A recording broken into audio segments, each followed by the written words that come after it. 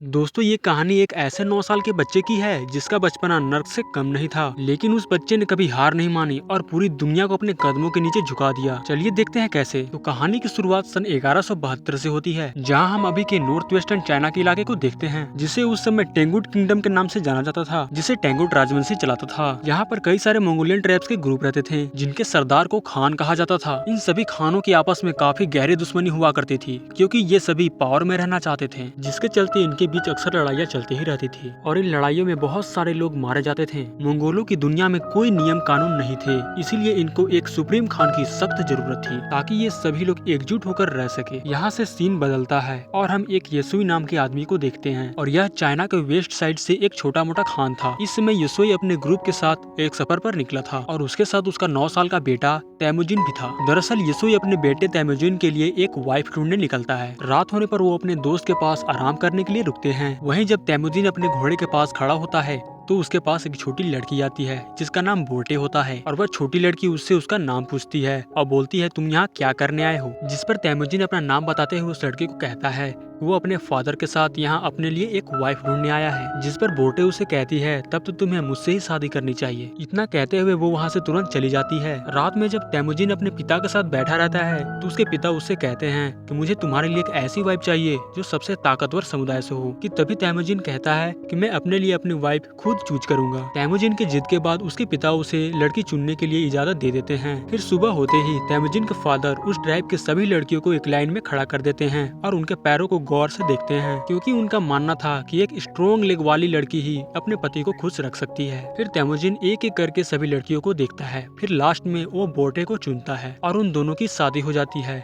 लेकिन शादी होने के बाद भी वो आने वाले 5 सालों तक एक साथ नहीं रह सकते थे, क्योंकि ये उनका ट्राइब का नियम था। अब तैमुजिन और उसके फादर का जाने का समय हो जाता है, लेकिन जाने से पहले तैमुजिन अपने वाइफ बोटे को एक नेकलेस गिफ्ट करता है और बोलता है कि मैं उसके लिए जल्दी ही वापस आऊंगा। अब यहाँ से तैमुजिन और उसके फादर निकल जाते हैं और कुछ दूर चलने के बाद एक जगह वो आराम करने के लिए रुकते हैं। यहाँ पर सभी लोग काफी सतर्क दिखते हैं, क्योंकि ठीक उनके सामने एक और खान के लोग बैठे रहते हैं। थोड़ी देर बाद उस दूसरे खान का आदमी एक कटोरी में दूध लेकर आता है, जिसका मतलब शांति का पैगाम होता है। यसोई वो दूध की कटोरी ले लेता है और उस खान के लिए भी एक कटोरी में दूध भेजता है। यसोई के आदमी अपने खान से उस दूध की कटोरी पीने से पहले किसी अपने नौकर को पिलाने के लिए कहते हैं, लेकिन यसोई ऐसा करने से मना कर देता है, क्योंकि वो दूसरे खान का विश्वास नहीं तोड़ना चाहता है और खुद ही वो दूध पी लेता है। दूसरी तरफ बैठा हुआ खान भी यसुई का भेजवाया हुआ कटोरी का दूध पी लेता है। थोड़ी देर बाद वो फिर से अपना सफर जारी कर देते हैं, और अचानक रास्ते के बीच में ही यसुई के पेट में बहुत ही तेज दर्द होने लगता है, जिसकी वजह से वो अपने घोड़े से नीचे गिरकर मर जाता है।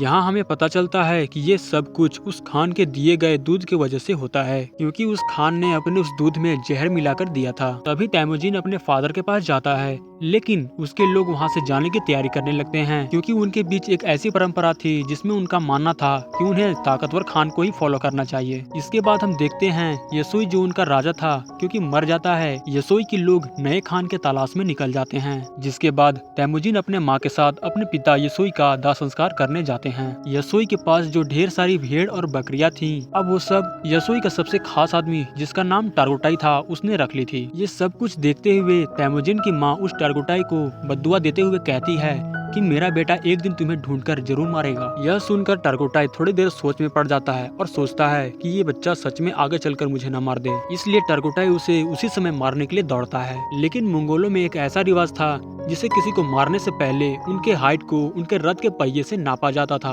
और वे बच्चों को कभी नहीं मारते थे। जब टारगोटाई तैमुजिन को अपने रथ के पहिए से नापता है तो उसका हाइट छोटा निकल जाता है, जिस पर टारगोटाई तैमुजिन की माँ को कहता है कि वो अगले साल फिर तैमुजिन को मारने के लिए आएगा, और उस समय इसकी हाइट और उम्र बढ़ गई होगी।